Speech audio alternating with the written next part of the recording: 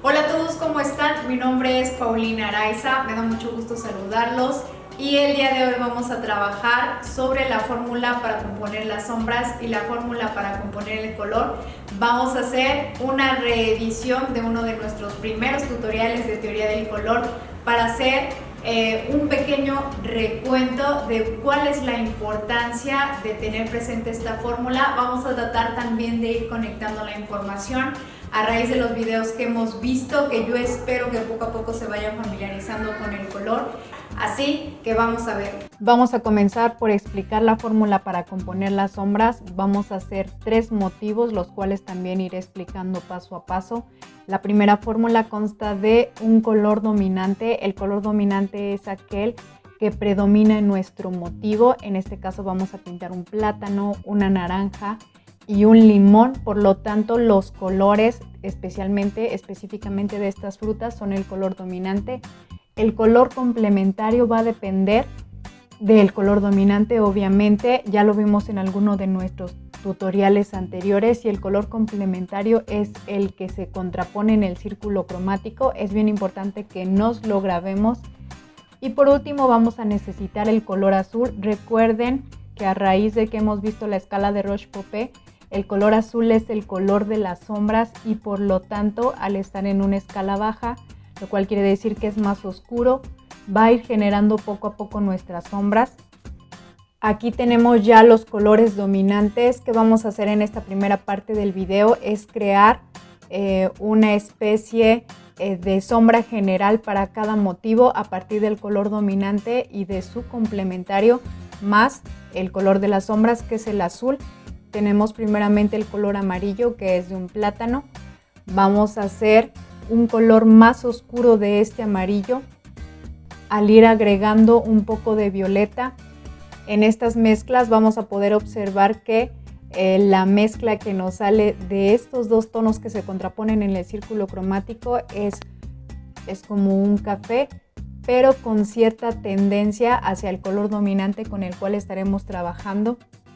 En nuestra segunda mezcla, que es el color para el limón, vamos a utilizar verde esmeralda, y como complementario vamos a utilizar una versión un poquito más oscura del rojo, que es el carmín.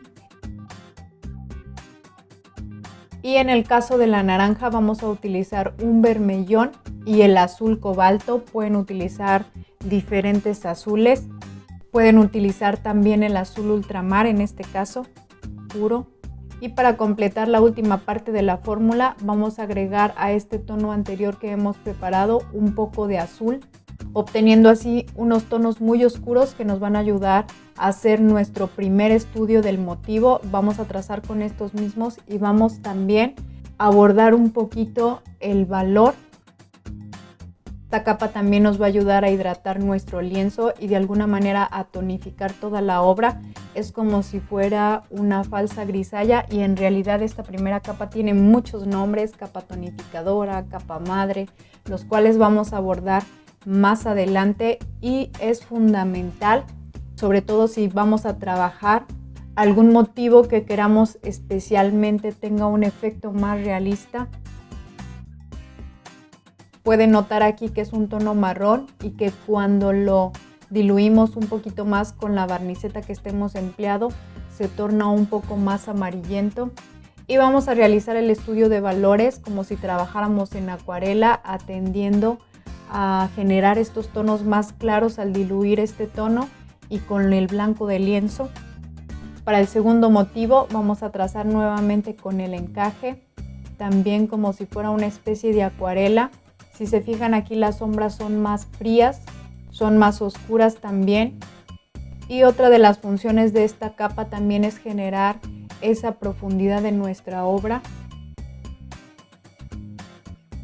Por último tenemos estas naranjas, y de igual forma vamos a poner una primera capa tonificadora.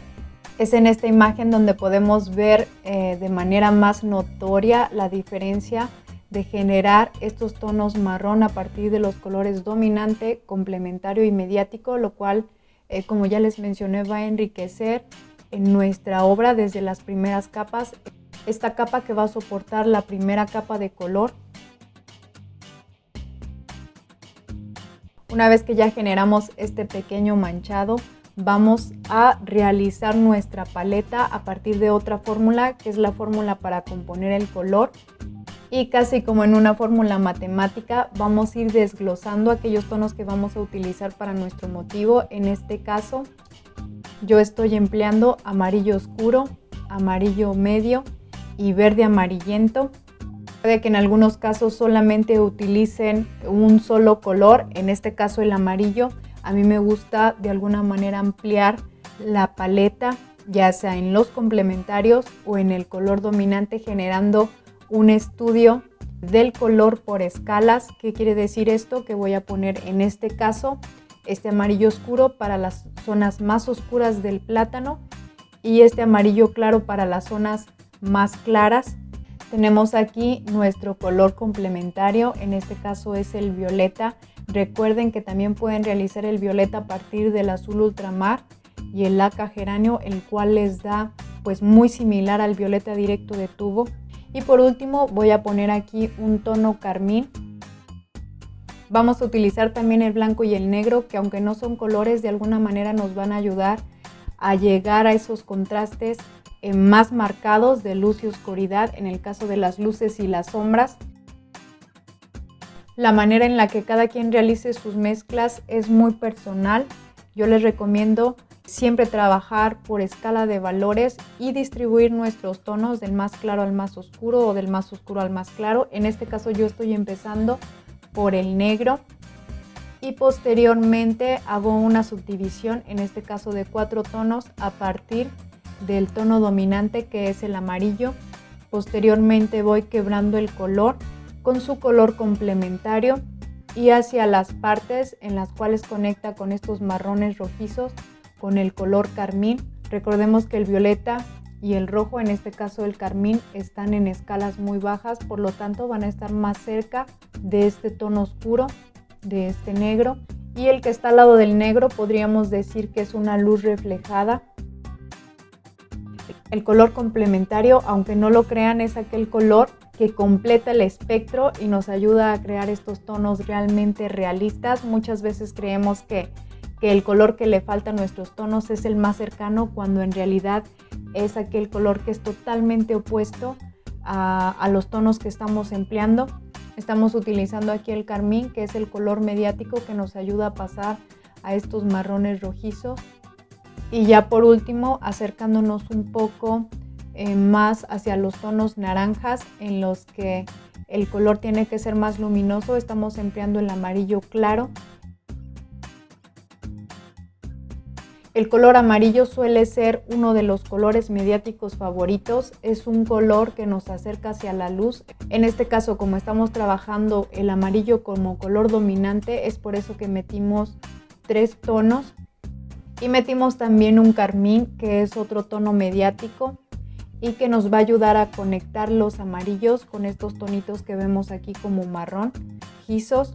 Recordemos que los tonos mediáticos no son más que un color que nos ayuda a realizar transiciones entre los colores del motivo, podríamos decirlo de manera más sutil y también más correcta.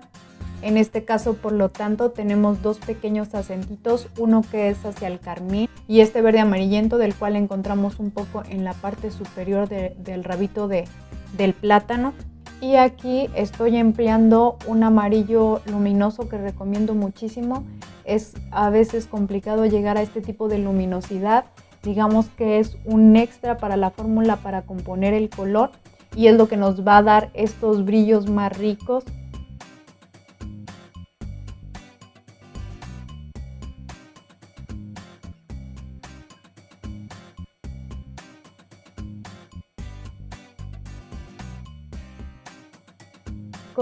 El número de valores que requieran para su motivo puede variar de un motivo a otro, pero en general con 7 a 9 valores si es que obtienen más valores. Y aquí en esta imagen, al comprobarlo a blanco y negro, pueden ver precisamente esa escala de valores de la que les hablaba y en la cual podemos observar de manera más clara aquello que no podemos ver a veces a simple vista, y es que es la traducción de los colores a valores. Para las naranjas vamos a utilizar aquí el color dominante, que es el vermellón. De igual forma nos vamos a extender un poquito en la paleta y estoy utilizando laca naranja. Nuevamente aquí estableciendo una pequeña escala de valores del vermellón, pasando por el laca geranio, que es más clarito. Tenemos como complementario el azul cobalto y por último el tono mediático y el blanco, que no puede faltar también en la composición, sobre todo para generar estos tonos que son un poco melón. El amarillo luminoso, que ya corresponde como a un mediático, y por último vamos a utilizar también el negro. Y ¿qué creen? Hay aquí también un tono mediático hacia las sombras, hacia lo cual podemos llamar penumbra, y es este tono rojizo entre el naranja y la sombra, que es muy oscura. El tono mediático en este caso sí cumple esa función de la transición del color dominante, que es el naranja, hacia la luz. Nuevamente aquí recordemos que en la escala de Roche-Posay el amarillo es el que antecede al blanco y por lo tanto nos va a ayudar a dar ese pequeño saltito de manera más sutil. Es muy importante que estemos atentos a estos tonos mediáticos. Me atrevería a decir que es una de las partes fundamentales de la fórmula, en la que si no realizamos la transición del color a partir de estos colores, que es el amarillo y el rojo, oscureciendo específicamente con el negro hacia las sombras y aclarando con el blanco hacia las luces, es ahí donde se pierde totalmente esta transición realista de color, que atiende específicamente a los colores y transiciones del espectro. Tenemos aquí 12 valores en los cuales también podemos comprobar esta transición gradual de un valor a otro. Habrá por ahí algunos tonos que se brinquen, pero tienen que ver a lo mejor con las sombras reflejadas, que son un poquito más claras que los tonos del motivo. Y ya por último tenemos el limón. El limón, como podemos observar, tiene menos valores. Vamos a utilizar como color dominante el verde, como color complementario el rojo ATL, como color mediático el verde amarillento, y voy a meter aquí otro de estos magníficos tonos luminosos, que es el verde luminoso. Nuevamente anexamos a la paleta el blanco y el negro para crear un contraste mayor y comenzamos a realizar el estudio de valores a partir de nuestros tonos. Es importante que el negro lo utilicen específicamente para aquellas sombras que son muy oscuras, y que el color rojo sea aquel tono que oscurece los demás tonos sin necesidad de que los ensucie. De igual forma, el blanco lo utilicemos para los brillos, a reserva de que el motivo nos pida aclarar algunos de los colores, pero generalmente el blanco le resta saturación a los tonos.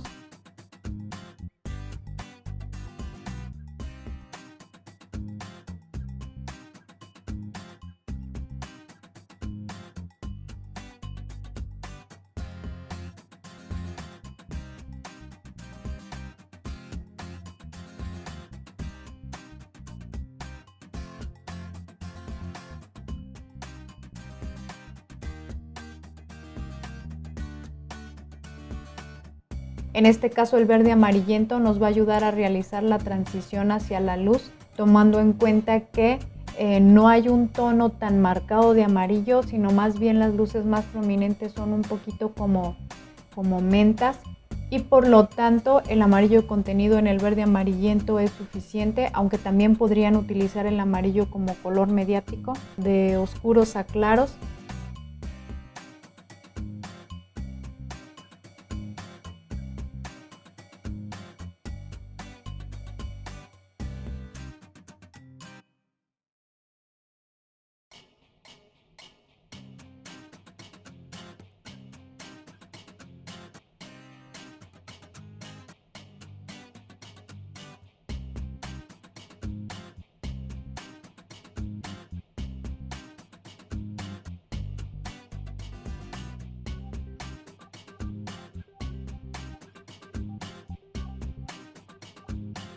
Estos son los tonos menta de los cuales les hablaba. Muchas veces en algunos de los motivos la transición es del amarillo hacia el blanco otros pueden ser como en este caso mentas, y aquí, aunque tenemos menos valores, pueden ver precisamente esa transición.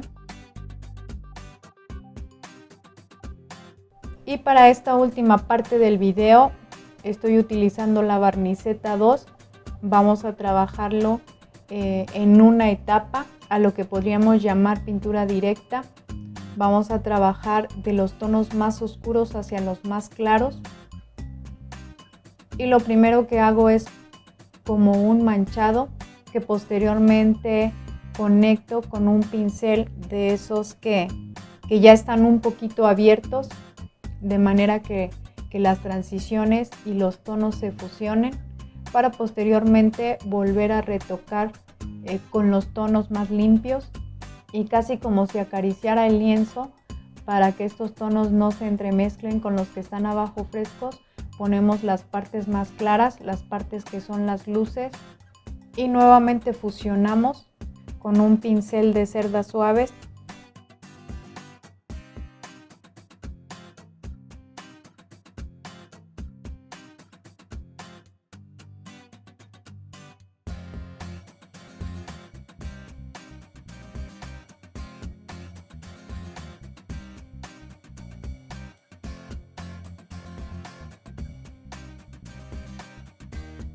Vamos a realizar el mismo tratamiento con las naranjas, en este caso aplicando primero los tonos más oscuros y posteriormente los más claros.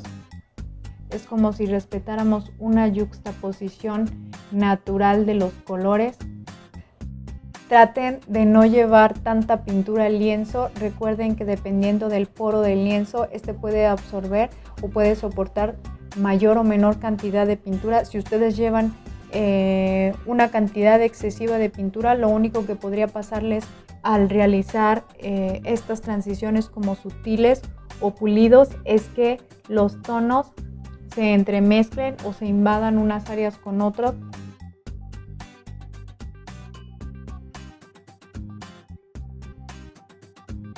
Ya por último tenemos los limones. Recuerden que las capas inferiores siempre van a influir de manera significativa en esta primera capa de color. Los trabajamos un poco velados sobre los oscuros, y después de este primer manchado trabajamos una capa más en la que, como les comentaba, casi apenas si acariciamos el lienzo. Es importante ir cambiando de pinceles dependiendo de los detalles. Utilicen aquellos pinceles que estén ya más, digamos, extendidos, que tienen más uso para pulir. Pueden utilizar en diferentes tamaños, y los liner, los delineadores para los detalles estos pequeñitos.